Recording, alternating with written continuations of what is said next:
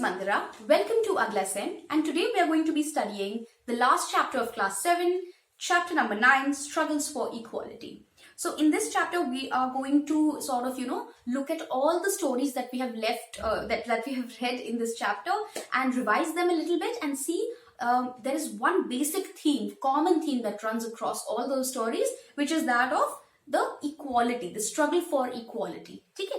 तो अब आप सोचोगे कि ऐसा कैसे? So I will keep explaining to you while we go through this chapter, and I hope that you recall the characters because you have read the previous chapters.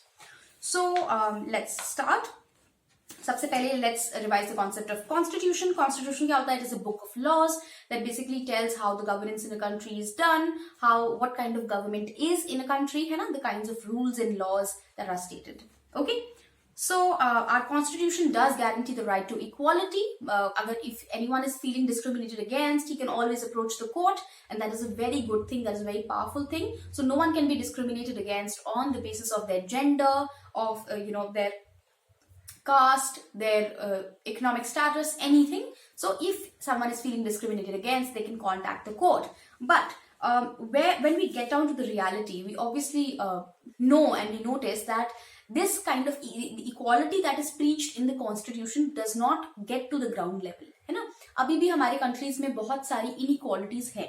ऐसा नहीं है कि constitution में right to equality given है, so पूरे country में भी already equality हो चुका है. I mean, just by giving that kind of section in the constitution guarantees equality in the country. That's not true, right? So the feeling of equality that the ballot box provides, that every person can vote above the age of 18 irrespective of their caste, creed, their financial status, any kind of other status, ठीक है? But still inequality तो है. So the ballot box जो हमारी equality है, it because the vote of one person is as good as another, does not extend to most people's lives, right? As we read about Kanta, है ना, जो हमने पढ़ा था, is trying to get money for her daughter's treatment, and उनकी जो employer है वो उनको बहुत ज्यादा डांट रही हैं, बोल रही हैं कि एडवांस नहीं दूंगी, आप सब ऐसे करते हो, don't make it a habit, right? All those kinds of things. Hakim Sheikh जो थे हमारे, अमन, है ना, to avoid who went to a government hospital, he had to stand in a long queue. It took him a long time to get through the system, है ना? So obviously equality तो exist नहीं करती है.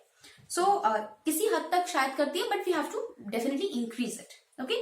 Similarly, the man who sells juice does not have resources to compete with all the major companies who sell branded drinks through expensive advertising.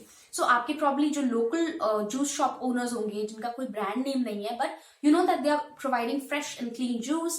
They are probably much poorer or doing less well off than big brands like जो भी हम Tropicana, Real, whatever. We go to the store and we get those sweetened juices. Swapna के बारे में हमने अभी last chapter में पढ़ा, जो कॉटन ग्रो कर रहे हैं. हमने फार्मर्स के बारे में थ्रू आउट द बुक बहुत पढ़ा है कि farmers who are asking, basically who need loans in order to buy fertilisers, pesticides, seeds, and then when the crop is actually grown and they have to sell the crop, it is actually sold at a much less profit than it could have been, just because they have to repay the loan and the trader will ask for less amount of money, है ना? Because trader will think कि अब मेरे को इन्होंने मेरे से loan लिया है, so they are obviously indebted to me, so now I will pay them a less price for their crop, as if they are supposed to pay, as compared to what they are supposed to pay. So this is all the examples of inequality that exists in our country. Poverty and the lack of resources continue to be the key reason why so many people's lives in India are highly unequal. Okay, so poverty and lack of resources is the number one reason, because of that huge economic financial gap. Okay, so I think I've discussed this example before, that in India you can buy lunch that's worth 20 rupees to lunch that's worth 20,000 rupees. So that's the buying capacity of the consumer in our country. That एक consumer ऐसा भी है जो 20 rupees के lunch ले रहे हैं, और ऐसे consumers भी हैं जो 20,000 rupees का lunch afford कर सकते हैं. So obviously this is a comment on what kind of gap exists between the spending and buying capacity of the citizens of India, and how capitalism has started to get on our roots and increase the gap, widen the gap between rich and poor. Okay. On the other hand, the Ansaris were discriminated against because they were not discriminated against because they did not have enough resources. If you remember, there was a Muslim couple who was looking for a house on rent, and they were discriminated against because of their religion, even though they had enough money to pay the rent, and I think they were offering a bit more as well, that जो fixed rate है उससे ज़्यादा भी pay करने को तैयार हैं. But and same, we read the story about Om Prakash Valmiki also, who was forced to sweep the ground, even though he had enough resources in order to go to the school and get an education. There he was discriminated against, है ना, because you belong to the Dalit class, you have to sweep the floor. So अब ये जो है ना, ये हमारे poverty related discrimination नहीं है, ये हमारा religion and caste related discrimination है. Okay, so sometimes people say कि हमारे country में reservation क्यों है, इसको economic base पे reservation कर देना चाहिए कि जो गरीब है उनको reservation मिल जाएगा. But that's not the solution to the problems, the wide array of problems that exist in our country, because even now people are discriminated against on the basis of their religion and caste. So that's where you need to, provide affirmative action. आप आगे जाके classes में पढ़ोगे, in political science class 11 or 12, you will read about the concept of affirmative action, which is basically uplifting a previously disadvantaged community, right? So जैसे हमारा अभी reservation system है, that is basically one of the examples of affirmative action. ठीक है? So, discrimination on the basis of a person's religion, caste, or sex is another significant factor for why people are treated unequally in India. Okay? As you have read, Dalit, Adivasi, and Muslim girls drop out of school in large numbers. This is a combined outcome of poverty, social discrimination, lack of good quality school facilities, and these, for these communities. So sometimes, or actually most of the times, जो हमारी marginalized communities होती हैं, जो हमारी discriminated minority communities होती हैं, usually those people don't have access to resources since their upper generations also. कई generation से उनको proper education, proper resources का access नहीं मिल पा रहा होता, and that's why they are poverty stricken. So that makes them a double minority. Double जो उनकी एक inequality का जो एक weight है, वो double हो जाता है. First because of their religion, caste, or sex, or then the second one is because of the real poverty and lack of resources वाला issue. ठीक है? So let's come to the next heading, which is that of struggles for equality.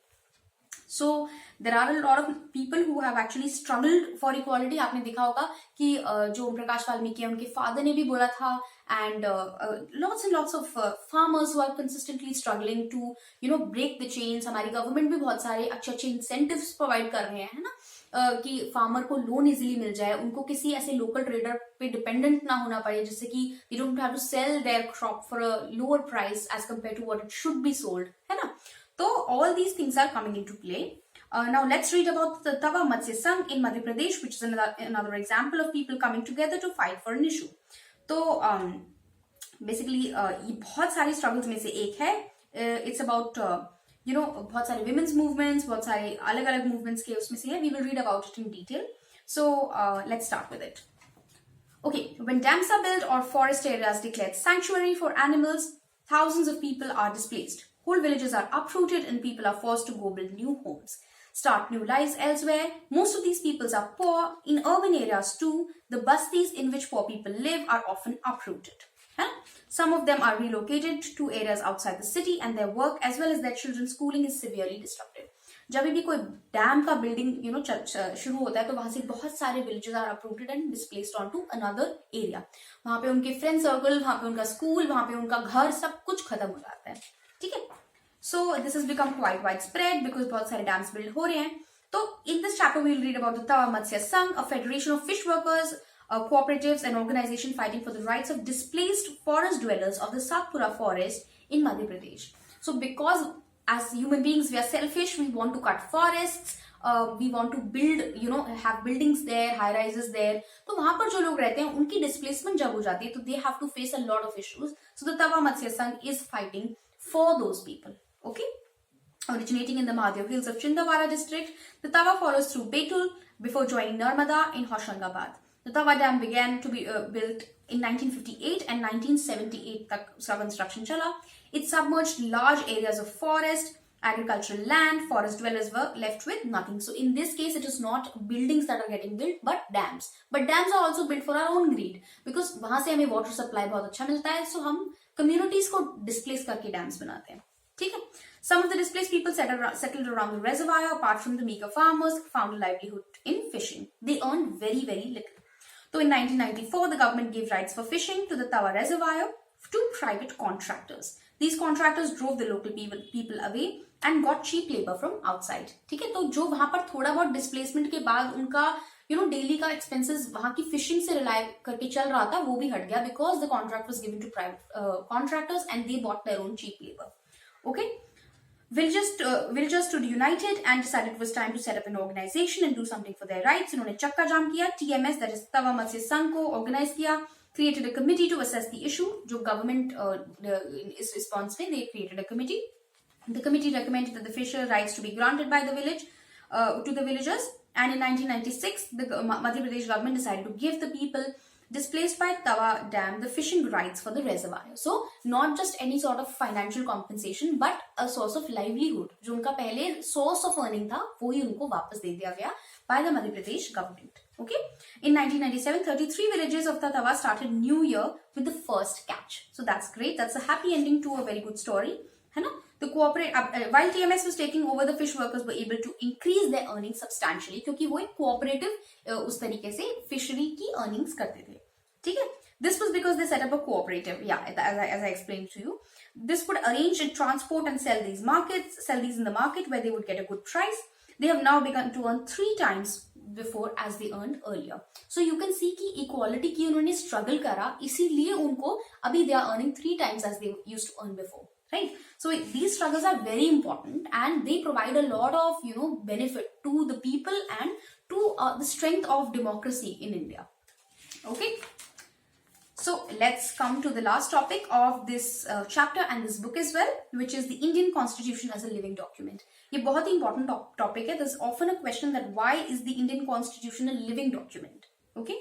So let's read a bit about it. There is no direct answer, but yes, I'll definitely underline the parts that are more relevant. Movements and struggles for equality in India continuously refer to the Indian Constitution to make their point about equality and justice for all. The fisher workers in Tava Matsuyasang hope that the provisions of the Constitution will become a reality through their participation in the movement. By constantly referring to the Constitution as a living document, something that has real meaning in their lives, in a democracy, there are always communities and individuals trying to expand the idea of democracy. ठीक है?